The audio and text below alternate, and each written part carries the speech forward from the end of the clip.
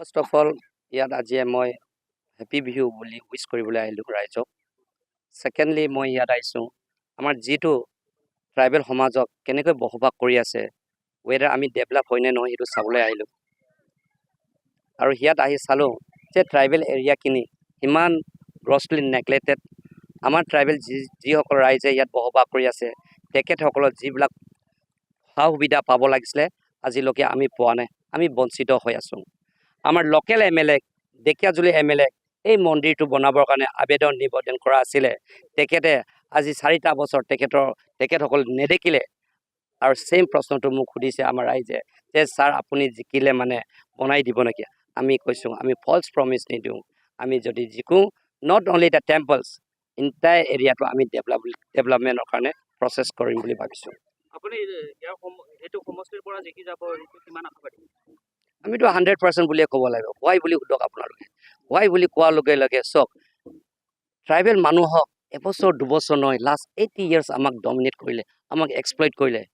আমাৰ কেইটামান ট্ৰাইবেল সমাজত কেইটামান ব্লেক শ্বিপ আছে, ইলেকশ্যন আহিলে ঘৰে ঘৰে গাঁৱে গাঁৱে মদ পানী পইচা বিলাই পেলাই 5টা বছৰ কৰি পেলাই আমাৰ ভোটখিনি লৈ পেলাই আমাক ভেলুলেছ কৰি দিছে। সেইকাৰণে এবাৰ ৰাইজে বুজি পাইছে, সকলোৱে গম পাইছে, ছ'চিয়েল মিডিয়াত দেখি পাইছে যে আমি এনেকৈ বেকৱাৰ্ড হৈ থাকিব নালাগিব, আমি উন্নতি হ'ব লাগিব, আমি উন্নতি প্ৰগতি লৈ আগবাঢ়িব লাগে বুলি ৰাইজে এবাৰ ৰিয়েলাইজ কৰিছে। এই বিজেপি চৰকাৰে ট্ৰাইবেল মানুহক সদায় প্ৰলোভন দি থাকে। আজি এবছৰ দুবছৰ নহয়, আজি 10টা বছৰ গুচি গ'ল, 10টা শিলগুটি মোৰ ৰাস্তাত নপৰিলে আমাৰ ট্ৰাইবেল এলেকাত মানুহে কয় যে ট্ৰাইবেল এলেকা উন্নতি কৰিছে বুলি কৈছে, ট্ৰাইবেল উন্নতি হোৱা নাই। ট্ৰাইবেল গাঁৱৰ ৰাস্তাবিলাকত একটা শিলগুটি পৰা নাই, এটা কুঁৱা বনাই দিয়া নাই, এটা নলা খান্দি দিয়া নাই, এটা পানীৰ ব্যৱস্থা আমাক কৰি দিয়া নাই। এই গভৰ্ণমেণ্টটো ফেইলিয়াৰ গভৰ্ণমেণ্ট, এই গভৰ্ণমেণ্টটো ডিফল্টাৰ গভৰ্ণমেণ্ট।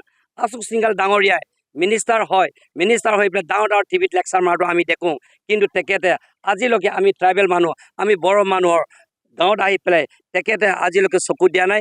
তেখেত আমাক সম্পূৰ্ণভাৱে নেগলেক্ট কৰা হৈছে। সেইকাৰণে আমাৰ ৰাস্তা পদূলি নাই, আমাৰ হেল্থ যিটো কণ্ডিশ্যন হৈছে ইয়াত ডিছপেঞ্চৰী নাই, পানীৰ ব্যৱস্থা একো এটা নাই। ইয়াৰ ওপৰত এই নিচিনা বাকী মিনিষ্টাৰ আমাৰ গাঁৱত সোমাব নালাগে আৰু আমাক ক'ব নালাগে যে আমাক যে ট্ৰাইবেলবিলাকক আমি উন্নতি কৰিছোঁ বুলি। এইবিলাক ডাইলগটো আৰু আমাক শুনাব নালাগে।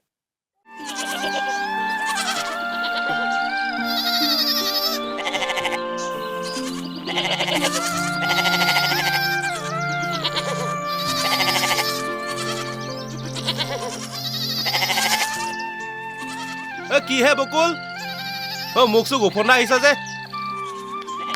তোৰ কামটো মানে আজিও নহ'ল ন? নহ'ল আৰু নহ'ব যেন লাগিছে।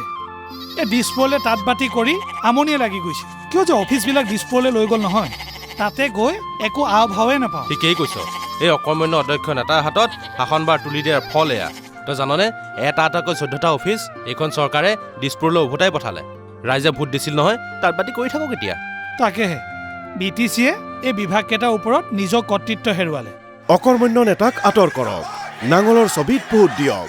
14টা বিভাগ পুনৰ উভতাই অনা হাগ্ৰামাৰ প্ৰতিশ্ৰুতি। BPFৰ মূল মন্ত্ৰ সম উন্নয়ন সম অধিকাৰ।